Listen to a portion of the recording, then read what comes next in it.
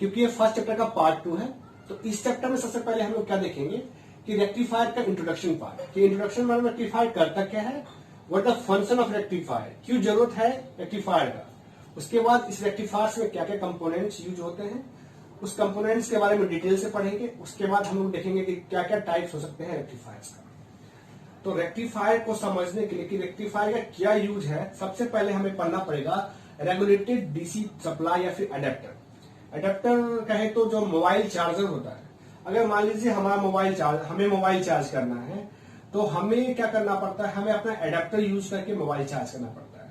और हमें ये पता है कि जो हमारा मोबाइल चार्ज होता है वो केवल डीसी से चार्ज होता है, और हमारे घर में जो बिजली आती है वो कैसे आती है, एसी सप्लाई आती है।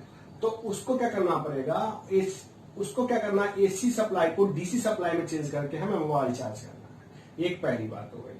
और हमारे घर में जो करंट आती है वो आती है एसी करंट, वो भी 230 वोल्ट 50 हर्ट्ज का। लेकिन हमें क्या चाहिए, 5 वोल्ट या 9 वोल्ट, क्योंकि हमारा जो मोबाइल होता है या तो 9 वोल्ट पे चार्ज होता है या 5 वोल्ट पे चार्ज होता है।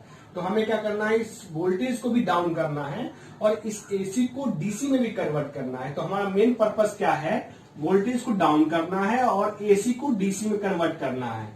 तो सबसे पहले जो वोल्टेज को डाउन करने के लिए सबसे जो पहला इंस्ट्रूमेंट यूज होता है अडेप्टर की केस में है, वो है step down transformer. Step down transformer क्या करता है, हमारा जो 230 वोल्ट है उसको डिजाइन या तो 9 वोल्ट में या 5 वोल्ट में कन्वर्ट कर देता है। लेकिन एक बात क्या है, ये स्टेप डाउन ट्रांसफार्मर क्या करता है, एसी को एसी में ही रहने देता है। अभी तक डीसी का कोई बात ही नहीं हो रहा है।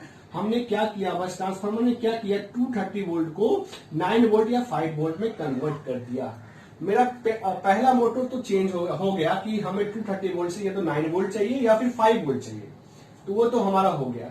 उसके बाद क्या है, हमारा मेन एम है कि हमको डीसी चाहिए, बट हमें अभी तक एसी मिल रहा है। तो जो रेक्टिफायर होता है वो क्या करता है, एसी को डीसी में कन्वर्ट कर देता है। तो हमारे पास अभी क्या मिल गया, 5 वोल्ट या 9 वोल्ट मिल गया, 5 वोल्ट या 9 वोल्ट मिल गया और वो भी डीसी मिला। ठीक है।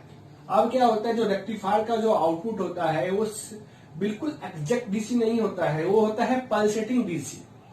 अब उस पल्सेटिंग डीसी को एक्चुअल डीसी बनाने, जिसको हम लोग कहते हैं प्योर डीसी को, प्योर डीसी में कन्वर्ट करने के लिए हम लोग यूज करते हैं फिल्टर सर्किट। तो चैप्टर 1 में जो पहला सेकेंड पार्ट है उसमें हम लोग रेक्टिफायर डिस्कस करेंगे, और चैप्टर 2 में हम लोग क्या डिस्कस करेंगे, फिल्टर सर्किट डिस्कस करेंगे।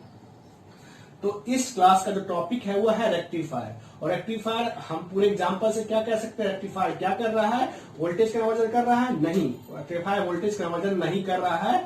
रेक्टिफायर केवल क्या कर रहा है, एसी को डीसी में कन्वर्ट कर दे रहा है। कहने का मतलब अल्टरनेटिंग करंट को डायरेक्ट करंट में चेंज कर दे रहा है।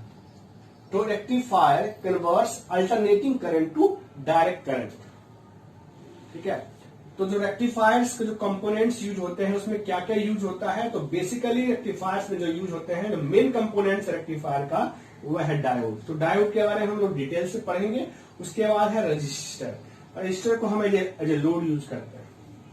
रेक्टिफायर्स के अपने टाइप्स होते हैं, उसके कुछ के डिसएडवांटेज एडवांटेज होते हैं। तो रेक्टिफायर्स को दो टाइप में डिफरेंशिएट किया गया है, HWR half wave rectifier, FWR full wave rectifier. तो जो हाफ वेव रेक्टिफायर के कुछ एडवांटेजेस हैं, कुछ डिसएडवांटेजेस हैं, जिसके कारण हम लोग कहां पे स्विच करते हैं, फुल वेव रेक्टिफायर में। इसके भी दो टाइप्स हैं, ब्रिज रेक्टिफायर्स और सेंटर रेक्टिफायर्स। तो अभी तक के क्लास में हमने ये डिस्कस किया है, जो रेक्टिफायर्स होते हैं वो क्या करते हैं, अल्टरनेटिंग करंट को डायरेक्ट करंट में चेंज करते हैं। ये बहुत ही जरूरी है रेक्टिफायर, क्योंकि हमारे दैनिक लाइफ में डीसी का बहुत इंपॉर्टेंस है, जो कि हमें एसी से मिलता है। तो एसी को डीसी में कन्वर्ट करने के लिए रेक्टिफायर क्या करता है, इंपैडेंस रोल थ्रो करता है।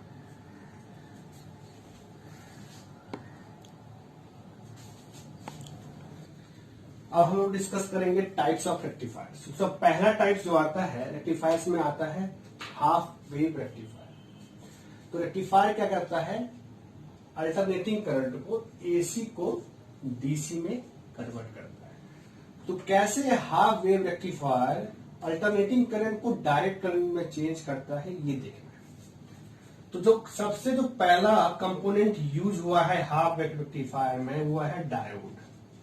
तो सबसे पहले डायोड के बारे में पढ़ेंगे। डायोड क्या करता है? डायोड का एक प्रॉपर्टी है कि ये हमेशा क्या करता है, जो भी बाय डायरेक्शनल करंट है, पॉजिटिव नेगेटिव, ये क्या करता है, बाय डायरेक्शनल करंट को यूनिडायरेक्शनल करंट में कन्वर्ट कर देता है।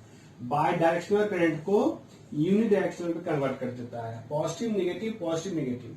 तो डायोड क्या करेगा, जो नेगेटिव हाफ है उसको क्या कर दे रहा है, क्लिप कर दे रहा है, उसको क्या कर दे रहा है, कंप्रेस कर रहा है। कहने का मतलब केवल पॉजिटिव हाफ को ही पास करता है, पॉजिटिव हाफ को ही पास करता है डायोड। तो ये जान लीजिए, डायोड क्या करता है, हमेशा बाय डायरेक्शनल करंट को यूनिडायरेक्शनल करंट में कन्वर्ट कर देता है।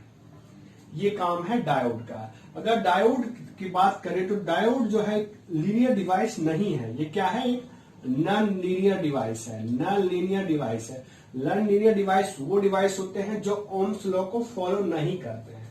अगर इसका हम लोग क्या देखें, करंट वर्सेस वोल्टेज कैरेक्टरिस्टिक्स, जिसको हम लोग बोलते हैं आईवी कैरेक्टरिस्टिक्स देखें, तो ये है इसका ग्राफ। ये क्या है, आईवी। ये क्या है, देख लीजिए, हमेशा अगर इसको हम फॉरवर्ड बायस में ही क्या होता है, ये ऑपरेट होता है, रिवर्स बायस में ऑपरेशन नहीं होता है।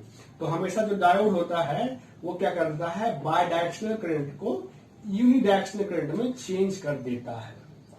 तो रेक्टिफायर, हाफ वेव रेक्टिफायर में क्या क्या यूज हो रहा है, एक सिंगल डायोड, वन ही डायोड यूज हो रहा है, और एक रेजिस्टर्स यूज हो रहा है, जिसको हम किस ऑपरेट कर रहे हैं, जिसको हम लोड ऑपरेट कर रहे हैं। ठीक है, हमारे पास देखिए, हमारे पास इनपुट पे क्या है, हमारे पास इनपुट पे क्या है, 230 वोल्ट एसी है, और हमें कन्वर्ट करना है डीसी में। ये तो हमारे पास इनपुट क्या है, एक पॉजिटिव हाफ साइकिल और एक नेगेटिव हाफ साइकिल हमने डायोड को दिया।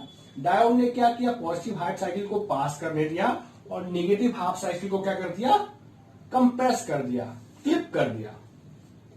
तो क्या कर दिया इसने, बाय डायरेक्शनल करंट को यूनिडायरेक्शनल में कन्वर्ट कर दिया। कौन, डायोड। ठीक है, तो जो वोल्टेज या फिर जो करंट हमने इनपुट में दिया था, उसका केवल पॉजिटिव हाफ साइकिल हमें आउटपुट पे मिला, और ये बाय डायरेक्शनल था, ये हमें क्या मिला, यूनिडायरेक्शनल मिला। तो हमें क्या मिल गया, एसी जो होता है वो बाय डायरेक्शनल करंट है, और जो डीसी है वो क्या है, यूनिडायरेक्शनल करंट है। तो हमें क्या मिल गया, एसी से डीसी मिल गया। अगर हम इनपुट वेवफॉर्म की बात करें तो हमें इनपुट वेवफॉर्म में क्या क्या मिल रहा है, प्लस माइनस, हम 2 साइकिल की बात कर रहे हैं। तो जिसका आउटपुट वेवफॉर्म ड्रॉ करते हैं तो उसमें हमें क्या मिलता है, केवल पॉजिटिव हाफ साइकिल में ही मिलता है। तो कैसे हाफ वेव रेक्टिफायर काम कर रहा है वो देखें। एक सिंपल डायोड, एक सिंपल रजिस्टर के हेल्प से हम लोगों ने क्या किया, एक हाफ वेव रेक्टिफायर बनाया, और जिससे हमने क्या किया, एसी को डीसी में कन्वर्ट कर लिया।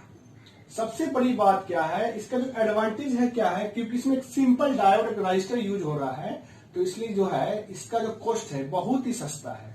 ये क्या है, बहुत ही चीप है, और स्मॉल अमाउंट कंपोनेंट्स यूज हो रहे हैं, सिंपल डायोड। तो इसको कोई बच्चा बना सकता है आराम से, कोई भी बच्चा एक हाफ वेव रेक्टिफायर को बना सकता है। लेकिन इसमें क्या डिसएडवांटेजेस है कि हमारा केवल पॉजिटिव हाफ साइकिल ही पास कर रहा है, और निगेटिव हाफ साइकिल को कंप्रेस कर दे रहा है। ये हमारे लिए क्या है, हाफ वेव रेक्टिफायर का डिसएडवांटेज है। सो इसी डिसएडवांटेज को रिकवर करने के लिए हम लोग कहां मूव करते हैं, हम लोग मूव करते हैं FWR पे, फुल वेव रेक्टिफायर में, जहां पे हमें क्या मिलता है, आउटपुट में क्या होता है, पॉजिटिव हाफ साइकिल और निगेटिव हाफ साइकिल भी मिलता है। लेकिन जो निगेटिव हाफ साइकिल है वो भी क्या बन जाता है, पॉजिटिव हाफ साइकिल ही बन जाता है।